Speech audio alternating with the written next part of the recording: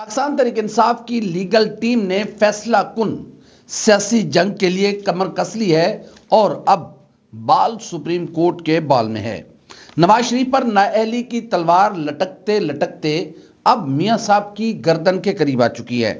General Faiz Hameed نے مسلم لیگ نون کو گردن سے پکڑ لیا ہے اور اب پھر نیا کھیل شروع ہو چکا ہے۔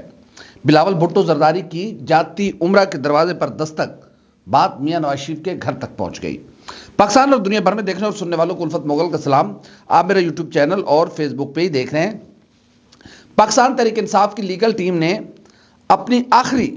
فیصلہ کن لڑائی کے لیے سپریم کورٹ آف پاکستان سے رجوع کر لیا ہے اور پاکستان تحریک انصاف کو جو بلے کے نشان سے محروم کیا گیا تھا اس کے لیے اب پوری تیاری کے ساتھ سپریم کورٹ آف پاکستان میں اپیل فائل کر دی گئی ہے اور اس بات کا امکان ہے کہ کل بل میں وہ سماعت کے لیے مقرر بھی ہو جائے گی۔ پاکستان تحریک انصاف کے چیئرمین بیرسٹر گوہر نے امید کا اظہار کیا ہے کہ انہیں بلے کا نشان واپس ملے گا اور یہ پلی لی گئی ہے کہ چونکہ اب آگے نشانات الاٹ ہونے ہیں اور سکروٹنی ابھی ہماری رکی ہوئی ہے خواتین اور مخصوص نشستوں کی، تو اس لیے پاکستان تحریک انصاف کو بلے کا نشان دیا جائے۔ اب سوال یہ پیدا ہوتا ہے کہ جس شد و مت کے ساتھ سپریم کورٹ آف پاکستان انتخابات کے انعقاد کا حکم دے چکی ہے اور جتنا کنسرن شو کر چکی ہوئی ہے پاکستان کی سپریم کورٹ، ایسے میں پاکستان کی سب سے پاپولر جماعت کو سیمبل سے محروم رکھنا پاکستان کی سپریم کورٹ کا سب سے بڑا امتحان ہوگا اور تاریخ کے کٹہرے میں سپریم کورٹ نے خود کو لے کر جانا ہے۔ وہ کس رنگ میں لے کر جائے گی، آنے والے دنوں میں یہ ساری صورتحال واضح ہو جائے گی، لیکن ہمیں اس بات کا یقین ہے کہ جتنی سپریم کورٹ کنسرن شو کر چکی ہے پاکستان تحریک انصاف کو بلے کا نشان ملے گا اور پاکستان تحریک انصاف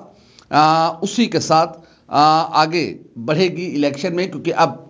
جو کاغذات نامزدگی مسترد ہونے کی شکایت تھی اب آہستہ آہستہ وہ بھی دور ہونا شروع ہو گئی ہیں۔ کافی لوگوں کے کاغذات نامزدگی منظور بھی ہو چکے ہوئے ہیں، تو پاکستان تحریک انصاف اس بات کا پلان بھی بنا چکی ہے کہ اگر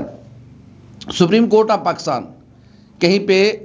یہ فیصلہ دیتی ہے کہ بلے کا نشان نہیں ملے گا تو پھر اس کے لیے الٹرنیٹ کیا ہوگا، کیونکہ plan a, plan be, plan سی، یہ 2-3 پلان ہے جو پاکستان تحریک انصاف کے ذہن میں ہے اور اس کے لیے یہ ہے کہ اگر بلے کا نشان واپس نہیں ملتا تو پھر وہیں پر ایک درخواست فائل کی جائے گی کہ ہمیں کوئی ایک نشان دے دیا جائے جس پر پاکستان تحریک انصاف کے امیدوار جو ہیں وہ الیکشن لڑ سکے، تاکہ ہمارے جو امیدوار ہیں وہ آزاد نہ کنسیڈر ہوں اور جو ہماری مخصوص نشستوں کی سیٹیں ہیں وہ ضائع نہ ہوں۔ تو یہ سپریم کورٹ کا امتحان ہے اور مخلصی اور اخلاص کا پتہ چلے گا کہ انتخابات کے انعقاد کے پیچھے یہ جوش و جذبہ، یہ اتنی سنجیدگی کا راز کیا تھا۔ اگر تو پاکستان کی پاپولر ترین جماعت کو الیکشن سے باہر رکھنے کی بات آتی ہے یا اس کو سیمبل نہیں دیا جاتا تو پھر یہ سمجھا جائے گا کہ یہ ساری چیزیں بالکل سکرپٹڈ ہے، جیسے یہ لکھا ہوا میرے پاس ہے اسی طرح کا ایک سکرپٹ بھی ہو سکتا ہے، لیکن پھر ہم کہتے ہیں کہ ہمیں امید ہے کہ پاکستان کی سپریم کورٹ ایک ایسا فیصلہ کرے گی جو کہ جمہوریت کے لیے یقیناً اس گھٹن زدہ ماحول میں ایک آکسیجن کا کام کرے گا اور پاکستان کی سیاسی جماعتوں کو آگے بڑھنے کا موقع ملے گا۔ لیکن پاکستان تحریک انصاف کے پاس پلان بی، سی بھی موجود ہے، تو پی ٹی آئی کے لوگوں کو پریشانی کی ضرورت نہیں ہے۔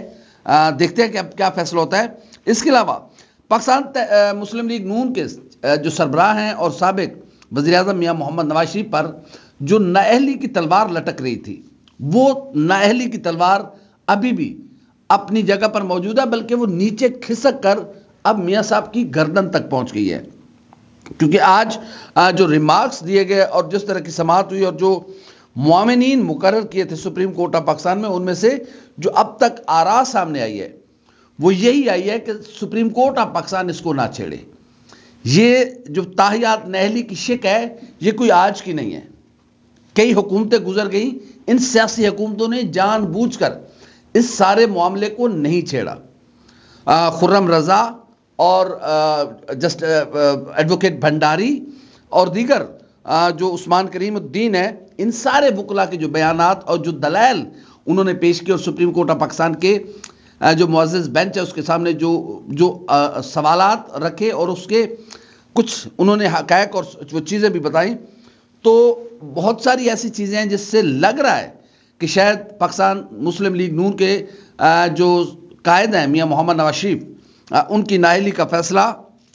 برقرار رہ سکتا ہے، لیکن یہ بھی ہو سکتا ہے کہ شاید اس نااہلی کو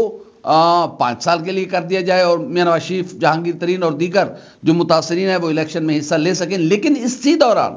ایک اور فیصلہ آیا جو کہ بڑا زبردست ہے، اور اس فیصلے کو دیکھ کر انسان آگے بڑھ سکتا ہے، سوچ سکتا ہے کہ آگے کیا ہونے جا رہا ہے۔ سزا یافتہ جو فائق بلوچ ہیں، بلوچستان کے ان کا تعلق ہے، مسلم لیگ نون کے ہیں، وہ ٹکٹ ہولڈر ہیں،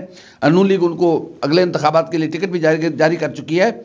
نیب نے اسے 10 سال کی سزا سنائی تھی، تو جب یہ پارلیمنٹ میں ترامیم ہوئی تو اس کے بعد اس کی سزا کو 5 سال کر دیا گیا تھا، تو اسلام آباد ہائی کورٹ کے 2 رکنی بینچ نے اس کو ختم کر کے پھر اس سزا کو 10 سال کر دیا ہے۔ تو یہ چیز ہے جس سے لگ رہا ہے کہ میاں نواز شریف پر جو نااہلی کی تلوار لٹک رہی تھی، اب وہ تلوار میاں صاحب کی گردن کے قریب پہنچ چکی ہے۔ تو دیکھ رہے ہیں کہ کل پھر اس کی سماعت ہے، اور اس بات کا امکان ہے کہ کل ہی فیصلہ آ جائے گا، اور توقع ہے کہ سپریم کورٹ آف پاکستان تاحیات نااہلی کا جو معاملہ ہے اس کو پارلیمنٹ پر آنے والی پارلیمنٹ پر ذمہ لگائے گی، کہ جو پارلیمنٹ منتخب ہو کر آئے گی وہ ڈیسائیڈ کرے گی کہ کیا یہ لوگ تاحیات نااہل ہیں یا تاحیات نااہلی ہونی چاہیے یا 5 سال کے لیے ہونی چاہیے، کیونکہ عمومی قسم کی جو لیجسلیشن ہے وہ اس طرح کی چیزوں کو ختم نہیں کر سکتی۔ یہ آج معاونین جو وکلا ہیں ان کی جانب سے جو آرگومنٹ رکھے گئے تو یہ کافی حوصلہ افزا آرگومنٹس تھے اس حوالے سے کہ شاید یہ ابھی ختم نہ ہو سکے نااہلی ہے جو، لیکن پھر بھی دیکھتے ہیں کہ سپریم کورٹ آف پاکستان، ہم تو آبزرویشنز پہ بات کر رہے ہیں، ابھی تک کی جو سماعت ہوئی ہے، جو آرگومنٹس ہوئے ہیں، جو ریمارکس دیے گئے اور جو آبزرویشن سامنے آئی، تو اس میں لگ یہی رہا ہے کہ شاید نااہلی کی جو تلوار ہے وہ ابھی لٹکتی رہے، لیکن یہ بھی ہو سکتا ہے کہ شاید اس کو 5 سال کے لیے کر دیا جائے۔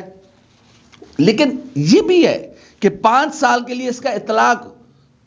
تب سے ہوگا کہ جب سے سزا ملی ہے، یا پھر ابھی سے ہوگا۔ یہ بہت سارے قانونی نکات اور پوائنٹس باقی ہیں، تو اس لیے میں کہہ رہا ہوں کہ تلوار میاں نواز شریف صاحب کی گردن کے قریب آ چکی ہوئی ہے، بلکہ مزید آتی جا رہی ہے، اور اس بات کا امکان ہے کہ کل اس کا فیصلہ ہو جائے گا۔ فیض آباد دھرنا کیس، مسلم لیگ نون سابق D G I S I lieutenant general retired Faiz Hameed کے حوالے سے بہت ساری گلے شکوے شکایتیں، سازشیں، چکوال والا شخص اور پتہ نہیں کیا کچھ کرتی رہی ہے، اور جنرل فیض حمید کو گھسیٹنے کے لیے یا پھر جو بھی آپ اس کو نام دے لیں، وہ سارا کچھ کرنے کے لیے مسلم لیگ نون کھل کر ان پر تنقید کرتی رہی ہے، اور انہیں عمران خان صاحب کا سہولت کار اور پتہ نہیں کیا کیا قرار دیتی رہی ہے۔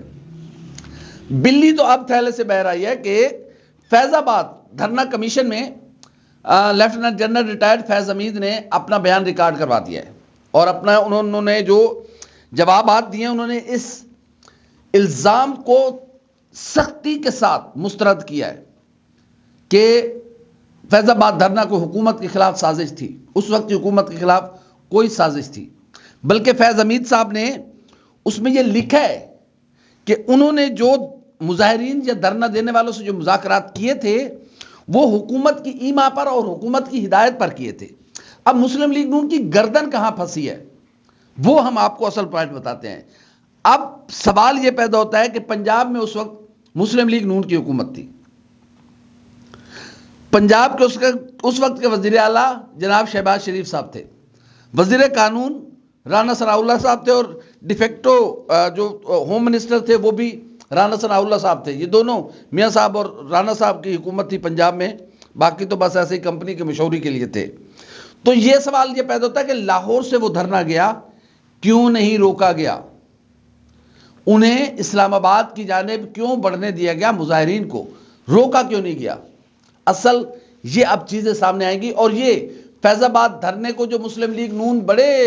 شد و مد کے ساتھ اٹھا کر اور کوئی اس سے سیاسی فائدہ لینے کی کوشش کر رہی تھی، وہ کہتے ہیں نا کہ کبھی کبھی جب قسمت خراب ہو تو سیدھی بھی الٹی پڑتی ہیں۔ تو مسلم لیگ نون کو پتا تھا یہ معاملہ، یہ اتنا سادہ معاملہ نہیں ہے فیض آباد دھرنا۔ بھائی پنجاب میں آپ کی حکومت تھی، کیا آپ کو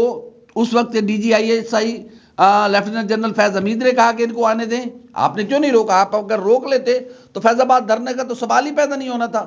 تو مسلم لیگ نون اپنے بنے جال میں خود پھنس گئی ہے. اور مسلم لیگ نون کے حوالے سے ایسی اب اس کمیشن میں چیزیں سامنے آئیں گی کہ شاید مسلم لیگ نون پر اس سازش کا الزام ثابت ہو جائے کہ نون لیگ اپنی پاپولیرٹی کے لیے،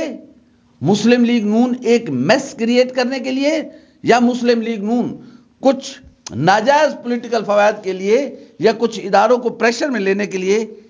اس سارے کھیل کے پیچھے فیسیلیٹیٹر تھی. کیوں نہیں پنجاب سے انہیں جاتے ہوئے روکا گیا؟ لاہور شہر سے نکلے تھے، تخت لاہور ہے، اور یہاں سے بڑے پرسکون انداز میں وہ مظاہرین گئے. تو مسلم لیگ نون کی گردن اس وقت پکڑی جا چکی ہے، کھیل شروع ہو چکا ہوا ہے، موسم تبدیل ہو چکا ہوا ہے. ہیرو زیرو بننے جا رہے ہیں اور زیرو ہیرو بننے جا رہے ہیں. ابھی آپ دیکھیے گا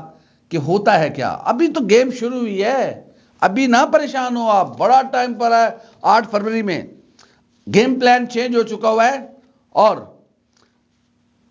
اسکرپٹ کی لائننگ بھی چینج ہو گئی ہے. یہ ہم آپ کو بڑے وثوق کے ساتھ کہہ رہے ہیں کہ چیزیں اب سادہ نہیں رہیں، چیزیں چینج ہو چکی ہیں، اور آنے والے دنوں میں آپ اس چیز کو بڑے شدت کے ساتھ محسوس کریں گے اور آپ ہماری بات کی تائید کریں گے. پاکستان پیپلز پارٹی کے چیئرمین بلاول بھٹو زرداری نے جاتی عمرہ میں قدم رکھ دیا ہے، رائے ونڈ پہنچ گئے. میاں نواز شریف کے دروازے پہ جا کے دستک کی ہے بلاول بھٹو زرداری نے، اور بالکل میاں صاحب کے گھر کے بالکل باجو میں، پڑوس میں جا کر انہوں نے آج للکارا ہے میاں صاحب کو. اور جو میو برادری ہے جاتی عمرہ رائے ونڈ کی، حلقہ N125 کی، انہوں نے پاکستان پیپلز پارٹی میں شمولیت اعلان کیا ہے. اور مسلم لیگ نون کے سابق صوبائی وزیر اور میاں صاحب کے بڑے بااعتماد پرانے ساتھی چودھری عبدالغفور، انہوں نے پاکستان پیپلز پارٹی میں شمولیت کا اعلان کیا. اور آج جب وہ جلسہ ہم دیکھ رہے تھے تو بڑی حیرت ہوئی کہ اتنی بڑی تعداد میں لوگ وہاں پر پہنچے ہوئے ہیں. میو برادری چودھری غفور کے پیچھے پاکستان پیپلز پارٹی کے قافلے کا حصہ بنی ہے. تو وہاں پر بھی بلاول بھٹو زرداری صاحب نے بڑے تنقید کے نشتر چلائے، اور انہوں نے کہا کہ میاں صاحب کو پھر 8 فروری کو دل کا کوئی مسئلہ ہونے جا رہا ہے، لیکن اس بار ہم میاں صاحب کو لندن نہیں جانے دیں گے. ہم جاتی عمرہ رائے ونڈ میں ایک دل کا اچھا ہسپتال بنوائیں گے جہاں پر میاں صاحب کا اعلان ہوگا. بلاول نے یہ بھی کہا کہ ہم نے پہلے بھی کہا تھا کہ CVD کراچی آ جائے، وہاں پر آپ کا جو علاج ہے وہ وہاں پر کروایا جائے گا، لیکن میاں صاحب بڑی دور چلے گئے تھے. تو بہرحال یہ سیاست ہے، اور بلاول بھٹو زرداری پوری کوشش کر رہے ہیں کہ وہ پنجاب میں قدم جما سکیں. حلقہ N127 سے وہ خود الیکشن کنٹیسٹ کر رہے ہیں. انہوں نے کہا کہ وہ خود 125 میں بھی شہباز شریف صاحب کے خلاف انتخابی کیمپین چلائیں گے. چودھری عبدالغفور پاکستان پیپلز پارٹی کے امیدوار ہوں گے. تو بلاول بھٹو زرداری کافی دیر بعد، یعنی کہ بلاول بھٹو زرداری تقریباً جب سے سیاست میں آئے ہیں، شاید ویسے تو میاں صاحب سے پرانے ملنے کے لیے جاتی عمرہ جاتے رہے ہوں گے، اس بار وہ سیاسی حریف بن کر انہوں نے جاتی عمرہ میں پاؤں رکھا ہے. دیکھتے ہیں کہ میاں نواز شریف صاحب کو کتنا بڑا دھچکا لگا ہے اور مسلم لیگ نون کے پسینے اس سردی میں چھوٹے ہیں یا نہیں. آنے والے دنوں میں پتہ لگ جائے گا. ہماری ویڈیو آپ کیسے لگی؟ لائک کریں، کامنٹ کریں، سبسکرائب کریں، بیل آئیکن کے بٹن کو دبائیں تاکہ جو بھی ہماری ویڈیو ہے وہ سب سے پہلے آپ تک پہنچے. اللہ حافظ ناصر.